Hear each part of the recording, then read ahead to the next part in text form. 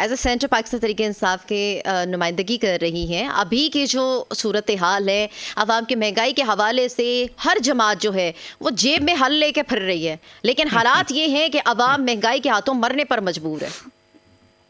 دیکھیے میڈم, بات یہ ہے کہ میں تو ڈسگسٹ ہو رہی ہوں. میرا تو دل کر رہا ہے میں الٹی کر لوں جس قسم کی باتیں آپ کے گیسٹ کر رہے ہیں اور جو آپ سن رہی ہیں.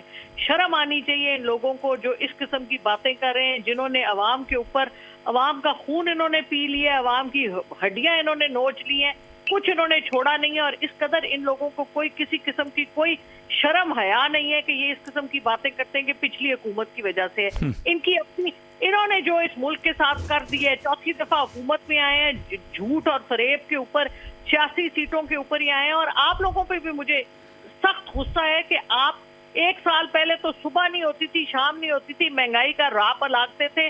اور اب آپ کی کدھر ہے مہنگائی, کدھر ہے آپ کے لوگ جو جا کے لوگوں سے پوچھیں کہ لوگوں کا پرسان حال کیا ہے. ہم ابھی بھی مہنگائی کی بات کرتے ہیں. لوگ کس حالت میں, آپ کو آئیڈیا ہے 35 روپے آپ نے ایک دن میں پیٹرول کی پرائس بڑھا دی, آپ نے ڈیزل کی قیمت بڑھا دی. آپ کو پتہ ہے مہنگائی اس وقت 35% ہے انفلیشن, اور آپ اس کو 50% پہ لے کے جائیں گے. یہ ناٹک بند کر دیں.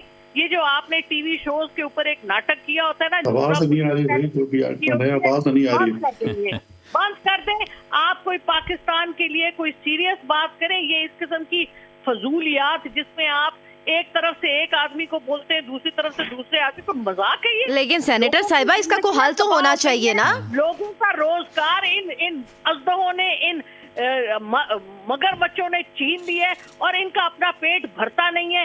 سارا کچھ اٹھا کے انگلینڈ لے جاتے ہیں, وہاں سے جا کے اپنے حاکموں سے یہ آرڈر لیتے ہیں. ان لوگوں کی کیا اوقات ہے, ان کا کیا کردار ہے, ان کی کیا حیثیت ہے, کس حیثیت سے یہ لوگ یہ کرتے ہیں.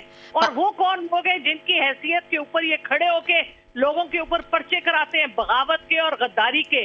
یہ لوگ خود کیا ہیں جو پرچے کرنے والے ہیں, ان کو بلائیں آپ اگلی دفعہ, بجائے اس کے کہ آپ کٹ پتلی سیاست دانوں کو بلائیں. آپ بلائیں ان لوگوں کو جو اس ملک کے فیصلے کرتے ہیں. اور آپ لوگ بھی اپنے جو 2 ارب روپے انہوں نے دیے ہیں نا سارے میڈیا ہاؤسز کو, جس کی وجہ سے میڈیا ہاؤسز سچ نہیں بول سکتے. میرا خیال ہے ڈاکٹر زرکا صاحبہ, یہاں پہ میں یہاں پہ آپ کے علم میں اضافہ کرتی چلوں. ہو چکے ہیں, اور پاکستان کی عوام کے ساتھ جس قسم کا یہاں پہ دلالی ہو رہی ہے, جس قسم کی یہاں پہ حرکتیں ہو رہی ہیں, کوئی آپ لوگوں کو دیکھیں. ایک یہ قوم تھی جس کا کردار تھا, ایک اسلام کے نام کے اوپر یہاں پہ ٹھیکیداری ہوتی ہے, دوسرا یہاں پہ لوگوں کے ناموں کے اوپر دلالی ہوتی ہے. ہم تنگ آ چکے ہیں اس کو دیکھ. ڈاکٹر زرکا صاحبہ, جس طریقے سے آپ نے کہا ہے کہ نہیں ہے, عوام اس کی متحمل نہیں ہے کہ یہ نورا کشتیاں کرائی جائیں. عوام صرف اس بات کی متحمل ہے کہ عوام کو ریلیف دیا جائے, اور اس قسم کے جھوٹے اور فریب. آپ کے پاس کوئی متبادل فریم ورک ہے عوام کو مہنگائی سے ریلیف دینے کے حوالے سے؟ پر چڑھائیں آپ جی, آپ لوگوں نے یہ لوگ اس قابل نہیں ہیں کہ یہ سامنے آ کے اپنا منہ دکھائیں. یہ اگر نکلے نا ذرا باہر, لوگ ان کی چیتھڑے نہ ادھیڑیں تو یہ یاد کریں گے. تو لوگ تو نکلیں گے نا. آپ لوگ الیکشن کروانا چاہ رہے ہیں, آپ لوگ الیکشن کروانا چاہ رہے ہیں, آپ نے کہا ہے کہ عوام کی میجورٹی قابل نہیں ہے کہ ان سے کوئی بات بھی کرے. یہ لوگ اس قابل نہیں ہے کہ کوئی ان کو کسی قسم کی عزت دے. اور یہ 84 لوگ انہوں نے بٹھائے ہوئے اپنی کیبنٹ میں, اور اربوں روپے یہ اپنے فورن ٹرپس پہ لگا رہے ہیں. کس بیسس کے اوپر؟ اچھا ڈاکٹر زرکا صاحبہ, پوائنٹ لے لیجئے گا. بتائیں یہ جو جھوٹی قسم کی ڈیموکریسی ہے, کس نے ان کو مینڈیٹ دیا ہے؟ یہ مینڈیٹ عوام نے کسی اور کو دیا تھا, اور یہ اور ان کے سہولت کار انہوں نے مل کے عوام کے گلے میں ایک ڈاکہ ڈالا ہے.